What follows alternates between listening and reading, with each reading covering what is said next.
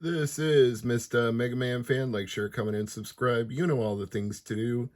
A new method of loading games off SD cards has become available for PlayStation 2. Supposedly, you only need a MemCard Pro 2 properly formatted and set up. You no longer need the MC to SIO or MX4 SIO. You can just use a MemCard Pro 2 that can switch back and forth between two different modes to load games directly off the MemCard Pro 2 itself. So I thought it might be easier to just bring the camera over to where my PlayStation 2 is rather than the PlayStation 2 to the camera. And as you can see, the firmware has been updated and it is now prepared to be used as a virtual memory card in the PlayStation 2 with multiple pages and as many save cards as you want, depending on the gigabyte size of micro SD card that you put in it. But that's not all we're going to do here. As I said before, this is a new method for playing games from the MemCard Pro 2.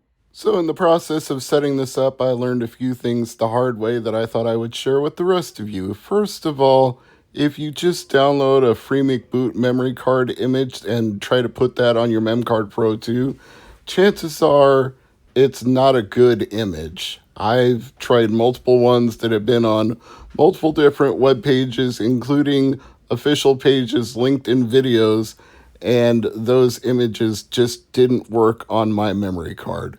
So I used the tried and true method that any free McBoot owner knows. You can use a free McBoot to make a free McBoot. And what do I mean by that? Well, it's simple. You put the free McBoot installer on a USB thumb drive, put it in the USB port of your PlayStation 2, use free McBoot to get into ULaunch Elf, and from ULaunch Elf you go to your mass storage device, which is the USB, and then you run the free McBoot installer and create as many free McBoot cards as you want. And since it treats the MemCard Pro 2 like it is an official Sony PlayStation memory card, it will create a free McBoot on whatever page of the memory card you're currently on. So that is my recommendation for all of you. Now, the next thing you're going to want to do is go into the Open PS2 launcher, or we just call it OPL for short, and there will be a tab in the OPL called MMCE settings. Those settings are going to need to be configured for optimal performance. You want to change it to auto and then auto again, and the delay from 5 seconds to 0. And then you want to save those settings. And once you've got those configured, you no longer need to go into the settings anymore. Even if the settings come up when you launch OPL the next time, you can just hit the circle button and go to your games list. Now, there's the key part I want to address here. Of course, you should be using legal backups of games you own. The best thing about an option like MC2SIO or using MMCE with MemCard Pro 2 is that you can play those backups without making wear and tear on the physical discs you own, especially if they are rare or expensive PlayStation 2 games and you don't want to take chances. It's better to play it safe and use a virtual copy instead of the real thing. That's my advice to you. What you do is strictly up to you. I'm not judging, I'm not qualifying, there's no ethic. I'm not enforcing a code of ethics here, okay? I'm just saying, for my purposes, I'm playing backups. Whatever you do is up to you. Now, that said, you have to create the folders on your laptop for the games you're using backups of. You need folders in the root directory of your MemCard Pro 2's micro SD card, a folder called CD and a folder called DVD. You're going to put whichever size PlayStation 2 game it is in the correct folder that it's associated with, and you should have an ISO ripped image of the game. If you don't know how to make an ISO backup of your games, that's what you're going to need to do. So I'm not getting into a whole tutorial for that in this video. I'm just saying that's what you need. And once you've done all of those things, then you're ready to play your games on demand. And it will create a save file on the MemCard Pro 2 for each game when you select it. And then it'll go back to that one when you use the launcher.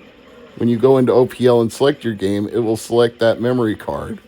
It's pretty ingenious how they came up with this, and kudos to all the people behind it who have made this possible to run it from just a Memory Card Pro 2 or another option that has a Raspberry Pi in it, but that's currently sold out. So you might have a better chance of getting this product because 8-Bit Mods has it, and a lot of sites like Castlemania and Stone Age Gamer have it. And if they're out of stock, you can pre-order for the next batch when it comes in. But you have a lot of options, is what I'm saying.